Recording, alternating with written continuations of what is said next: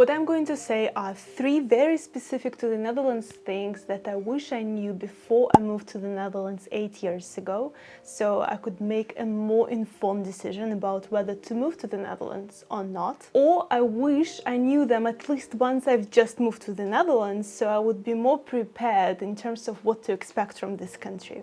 Number one, the Dutch are huge planners. It's admirable how organized and structured the Dutch are. And depending where you're from, you might find it extremely annoying. It can be very hard to plan something with a Dutch person because they usually have plans like 3 months ahead. And for expats, people like me, it can be very offensive. Like, how can I build a friendship with a Dutch person if they don't have time for me? From a Dutch person's perspective, the closer you are to them, the more time they have available for you. So they sort of operate on a priority basis.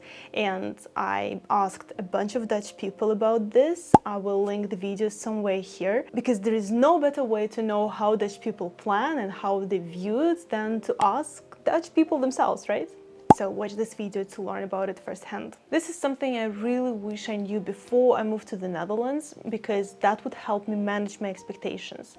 I would still have moved to the Netherlands. For me, it's not a deal breaker, but I know that for a lot of expats, it's a huge disadvantage of the Dutch society, which seriously makes them consider if they want to keep on living in the Netherlands. Before we jump into judging Dutch people, and actually that's a really good rule that applies to every area of life, let's understand what made them the way they are. The Netherlands is a fairly tiny country and they have limited amount of resources, so they need to be very efficient and effective in terms of how to use these resources. And this is where strict planning comes into play. As the country is located below sea level, the Dutch also need to be very quick in terms of planning and organization to prevent floods. Now, if you look at the Dutch society, the Netherlands is really highly structured and organized. It's seen in everything. So the Dutch people feel most comfortable when everything is planned, structured, organized, sort of have this order around, than when it's some sort of a chaotic situation and they need to respond rather quickly. And so this mindset got carried over to other things, such as social settings. I'm sure there are more reasons why the Dutch are so organized and structured, but I'm just scratching the surface for the scope of this video.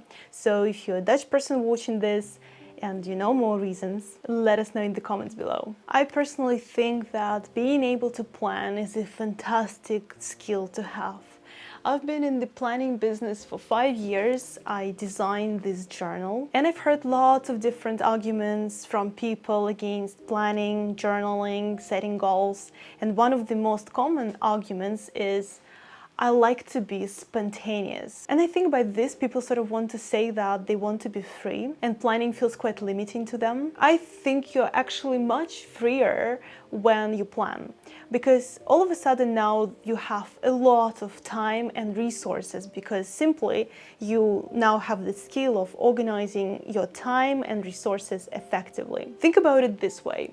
Have you ever had days where you've been busy with a lot of things and it feels like you've been super busy, but actually you've accomplished nothing in the end? Yeah, that's exactly what planning and organization helps you overcome. Besides that, there is this phrase, we can't hit a target that we don't see. So when you've drafted your goals, plans, your ambitions, your intentions in your journal, there is a much higher chance that you are actually going to commit to it and accomplish it. We're now doing an Instagram journaling challenge. It's absolutely free. I've designed this free tracker for you as well, in which you can see how many days you did it and which day you skipped. The purpose of it is not to make you feel worse about yourself, but for you to get to know yourself. And I will be there all steps of the way to support you.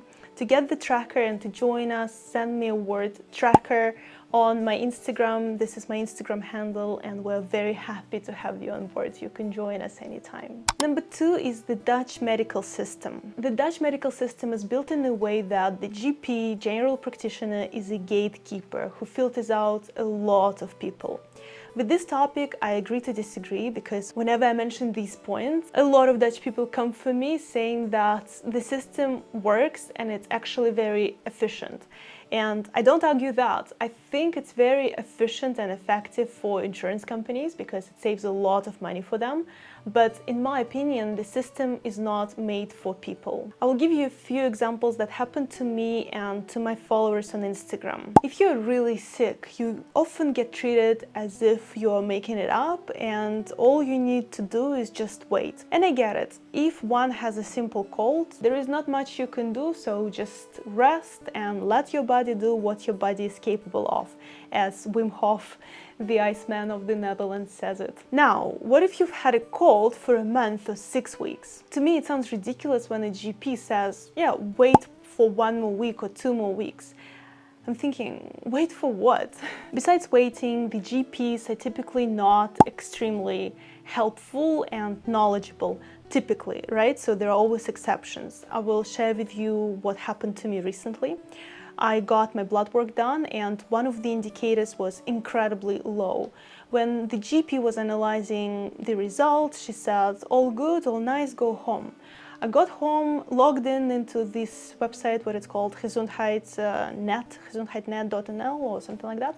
So I logged in into that website and saw that this indicator is incredibly low. I started doing research and researched that if other two indicators are super high and this one is low, it means that I might have a certain disease or certain disorder. So I came back to the GP, asking her to get me tested for these two indicators. She said no. We had a discussion and her argument was no, because I am a GP, I studied medicine and I know best. And I explained to her the connection between these three indicators and she said, oh, right, yeah, let's do it. So I got tested in the end, but to me it felt like the roles got swapped. To be fair, let me bring you another side.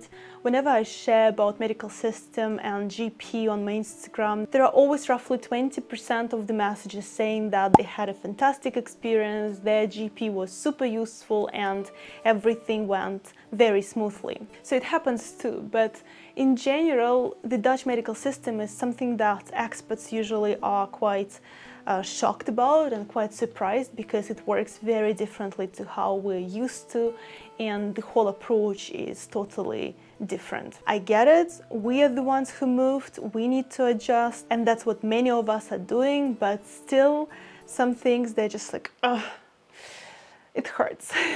So this is something that you for sure need to be aware before moving to the Netherlands. Don't trust me, do your own research, get more information about it, form your opinion, but just know that it's something that you need to research about. Number 3, Dutch weather. It's something that might feel to you superficial and unimportant, but as a channel about mental health, I have to bring this up. In the Netherlands, a lot of people struggle with the symptoms of the seasonal affective disorder. Seasonal affective disorder is a type of depression that occurs at certain times of the year, typically during the fall or winter, where the daylight hours are shorter. So if you're already in the Netherlands and get a bit depressed, moody, you feel like your energy is extremely low, you feel fatigued, this feeling of hopelessness, difficulty in concentration, this all might be because of the seasonal affective disorder, because you're basically not getting enough of the daylight. This period in the Netherlands is fairly long. It's from November, approximately November, till approximately March. There is a lot of research done to investigate this. I particularly appreciate the research done in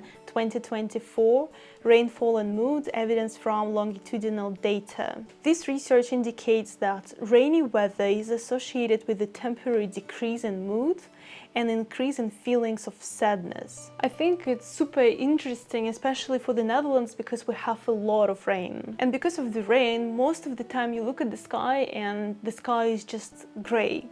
We don't see the sun most of the days. Well, we also don't see the sun because as an average employee, you go to work by 8:30 and finish work at around 5. So when you go to work, it's still dark. And when you finish work, it's already dark. And funny enough, do you know how the seasonal affective disorder is treated? With the bright light. And we don't have that in the Netherlands. So what's the conclusion here? I suggest you take it seriously, and if you are weather sensitive, you need to proactively start thinking about a possible solution. The option number 1 is don't move to the Netherlands. Option number 2, for those who are already in the Netherlands, start proactively thinking about how you can escape the Dutch winter. Ideally, it would be for the whole duration from November till March or February, but if it's not possible, maybe think about 1 or 2 months somewhere in a warmer country. I know that some people take shorter trips to Spain, Italy, Greece, basically any sunny country, but make sure to stay there for at least 3 days to see the benefits and get the full exposure to the bright light. Thank you so much for watching this video until the end. As I mentioned earlier, you are more than welcome to join our journaling challenge. Send me a word tracker on my Instagram and I will send you a tracker. You can join us. It's completely free. We would be very, very happy to have you on board. I will also leave these 2 videos for you to watch. If you like this video, I'm sure that you will also like these 2. All right, bye for now.